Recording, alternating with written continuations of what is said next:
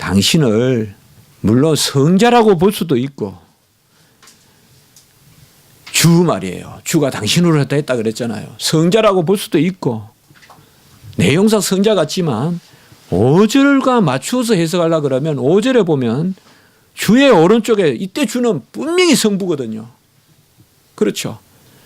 그래서 2절, 3절에 주는 성자고 5절에 주는 성부다 이렇게 보는 경우도 있고, 이게 하도 주석이 많아서 제가 정리해 드린 거예요.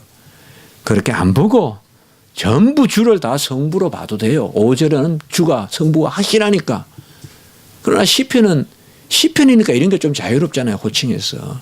성자를 주로 불렀다가 성부를 주로 불렀다가, 그렇게 본다면 우리 주님이 주께서 주에게라고 인용하신, 여호와께서 주께 이렇게 인용하지 않았잖아요. 우리 주님께서 인용할 때 주께서 주께 말씀하시기를.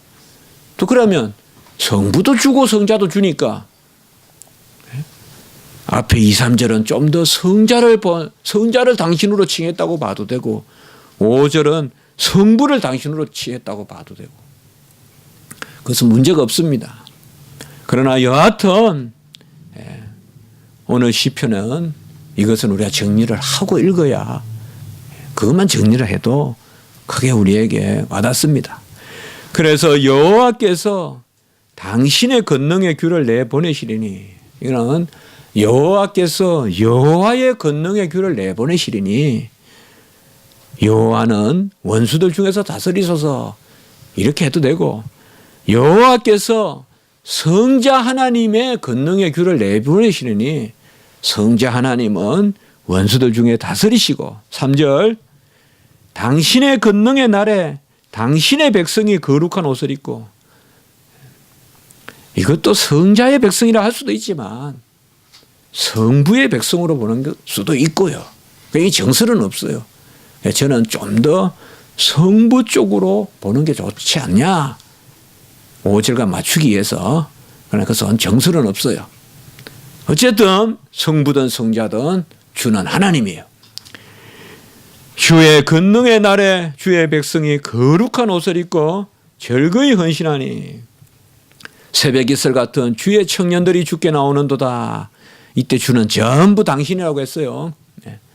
당신께 새벽 이슬 같은 청년들이, 당신의 청년들이 당신께 나오는도다. 사실 이런 것은 청년들, 주의 청년이라든지 이런 개념들은 사실상 새 생명, 어떤 상당히 계시록적인 그런 표현이라고 볼 수도 있습니다. 어떤 새로운 별, 새 생명. 그러나 여하튼 주의 청년들이라고 한 것은, 청년들의 특성이 뭐예요? 어떤 고착되어 있지 않고 또 받아서 누리고 그러면서도 즐거워하고, 어떤 그런 개념이라고 볼 수가 있습니다. 흰 옷을, 거룩한 옷을 입었다, 이런 개념들은 다 그래서 좀 요한계시록적 그런 측면이 있습니다. 그럼에도 불구하고 다윗의 시편이라는 측면에서 우리가 봤을 때는 다윗이 하나님 앞에서 지금 성자 하나님을 보내주셔서, 삼위일체 하나님이 이 땅에 아들을 보내셔서, 이게 구약의 신앙이에요. 이걸 믿어야 기독교예요. 아버지는 아들을 통하여 일하시고요, 아들을 통하여 계시하시고, 아들을 통하여 역사하시고, 그 역사를 성령이 우리에게 적용해 주시고, 이걸 구약 백성 믿은 거예요. 구약은 단일신론이고 신약은 삼위일체론이고, 그렇게 보는 경우가 많다 이 말이에요. 그렇게 성경을 해석하는 경우가 잘못됐다 이 말이에요. 이 구약 백성의 신앙은 다 어디 갔냐 이 말이에요. 그러면 분명히 다윗의 이 시편은 지금 뭐예요? 삼위일체 신앙이에요. 그러면 뭐예요? 구약 백성도 뭐예요? 성부, 성자, 성령 하나님. 하늘에 계신 아버지여, 하늘에 계시면서 아들을 보내주소서. 하늘에 계신 하나님이 떠나서 이 땅에 와서, 신이 이 땅으로 옮겨와서 이러면 그리스 로마 신화가 되어버리죠. 하늘에 충만하신 하나님이 이 땅에 아들을 보내셔서 다스리소서. 그게 바로 하나님이시죠. 만유 안에 계시면서 이 땅을 다스리는, 옮기심이 없이 옮기시는, 좌정하시면서 우리 안에 임재하시는 그 여호와 성자 하나님을 노래하는 것이죠. 그게 이 시편이에요. 그게 우리 역사 아니겠냐 이 말이에요. 제가 모두에 말씀드렸듯이 너무 미래의 애언 시편으로만 읽지 말고 지금 우리에게 임하소서, 지금 우리에게 역사하소서. 마나임, 지금 우리에게 군장으로 아들을 보내소서, 장군으로 아들을 보내소서. 그것이 바로 이 시편의 의미다 이 말이에요.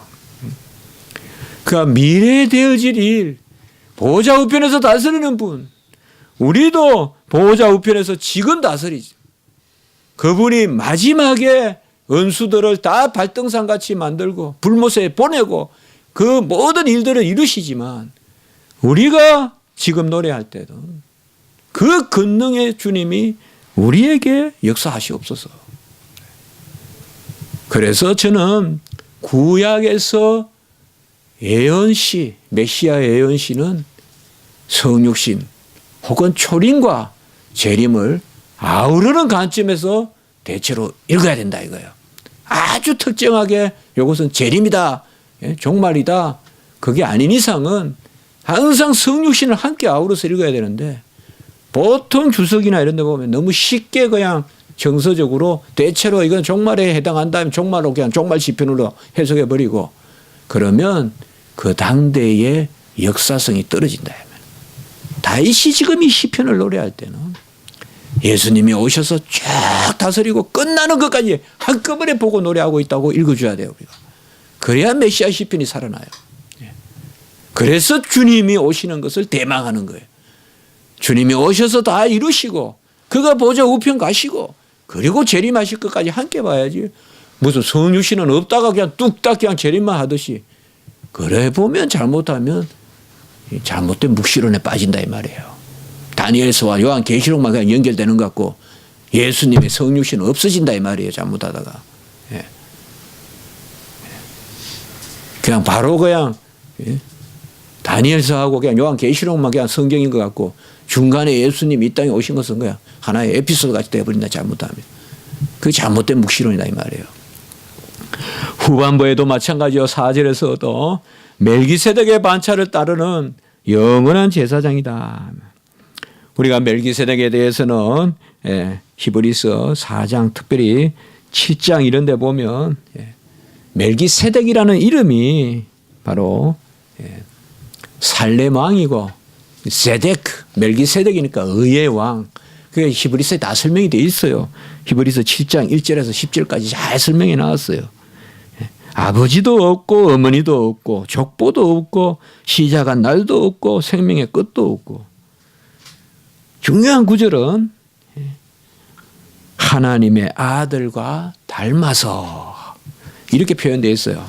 하나님의 아들과 닮아서 히브리서 7장 3절에 보면 하나님의 아들과 닮아서 항상 제사장으로 있느니라. 이 멜기세덱이. 이 사실 히브리서에서는 이 멜기세덱이 키워드예요. 어떻게 보면. 멜기세덱을 우리는 왕 제사장으로 예수님을 우리는 고백하잖아요. 우리가 자주 나누듯이 하나님 앞에 자기를 들이신 제사장 그리고 우리에게 자신을 주시는 왕, 주심이 다스림이니까. 왕 제사장, 제사장 왕. 이게 멜기세덱의 반차다 이 말이에요. 레이는 아브라함의 허리에서 나왔는데 멜기세덱은 레이 지파 제사장 정도가 아니라 아브라함을 축복한 318명을 그냥 포로로 잡아오고 히브리서에 보면 많은 왕들을 죽였다고 나와요. 또 아브라함이 많은 왕을 죽이고 포로로 잡혀갔던 룻의 318명을 데리고 오고 그때 11조를 바치고 멜기세덱에게 그때 멜기세덱이 기도하잖아요. 축복 기도하잖아요. 그게 바로 멜기세덱의 반차다. 그분이 오셔서 왕들을 쳐서 깨뜨리실 것이라 5절에 이런 것도 역시 우리가 다니엘서 뜬 돌이 신상을 쳐부수는 그런 것을 금방 생각할 수도 있지만 주님이 이 땅에 오셔서 행하시는 모든 일들을 같이 보는. 그래서 6절에 보면 여러 나라의 머리를 쳐서 깨뜨리고 이기시고 길가에 물을 마시고 머리를 드시리라. 이것은 아주 전쟁하는 모습을 리얼하게 표현한 것이다. 그렇게 보시면 되겠습니다. 다 전쟁을 이기시고 아주 단물을 마시면서 고개를 탁 쳐드시는 그 승리의 모습, 그런 것을 생각해 보면 되겠습니다. 자, 오늘 제가 어떻게 보면 시편을 우리가 금요일 날 나누면서 이렇게 제가 신학적으로 설명한 경우는 잘 없습니다만은 이 110편만큼은 우리가 꼭 좀 붙들고 이걸 잘 알아야 돼요. 110편이라면 예수님이 이 110편을 기억하면서 바리새인들을 그냥 꼼짝 못하게 그냥 딱 막아버린 거예요. 아마 바리새인들은 그때부터 예수님이 더 이상 이건 안 되겠구나 생각했을 거야 아마. 그 다음에 히브리서에 사실 예수님은 누구신가에 대한 다이렉트 질문은 가장 히브리서에서 많이 던진 건 사실이요. 물론 요한복음도 예수님이 하나님의 아들이요 그리스도이심을 기록하려고 요한복음도 썼지만은 히브리서는 그야말로 히브리인들의 잘못된 그 메시아 사상, 그 당대에 구약의 메시아 사상이 잘못된 게 아니에요. 유대주의 메시아 사상이 잘못됐다 이 말이에요. 구약의 메시아 사상은 잘못된 거 아니에요. 그 잘못된 메시아 사상을 히브리서에서 깨우칠 때 그때도 이 110편이 말씀으로 사용됐다.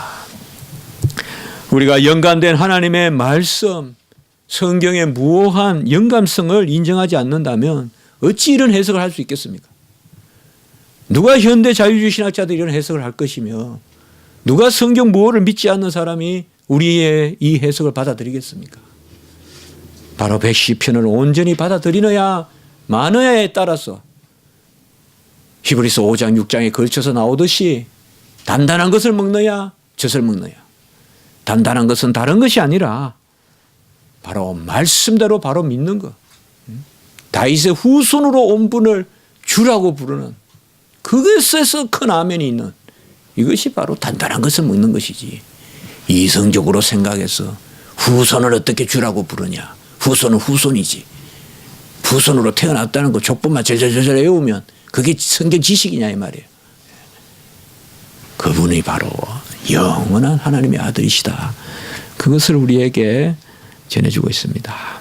이 주님을 우리가 대망하면서 소망하면서 또 살아계신 주님을 의지하면서 나아가는 은혜가 있기 바랍니다. 한번 기도드리겠습니다. 거룩하고 자비로우신 하나님 아버지, 다윗의 입술을 통하여서 멜기세덱의 반차를 쫓는 왕제사장 제사장 왕으로 우리 주님을 보내주시고 그 모든 것을 다 이루시고 다 대적을 깨어 부수어서 보좌 우편에서 또 다스리시고 지금 다스림을 통하여 우리에게 자기 자신의 영을 부어주시고 우리가 그로 말미암아 여호와를 즐거워하며 나아가게 하심을 감사합니다. 온전한 신앙 가운데 살게 하여 주시고 바리새인과 같이 외식하거나 또한 자기의 인본적인 지식 가운데 머물러 있는 그런 연약한 가운데 젖을 먹는 아버지와 가운데 있지 말게 하시고 오직 말씀을 말씀으로 받아서 비밀을 큰 진리로 여겨서 아멘 하는 저희들이 될 수 있도록 인도하여 주시옵소서. 감사합니다. 우리 구주 예수 그리스도 이름으로 기도드리옵나이다. 아멘.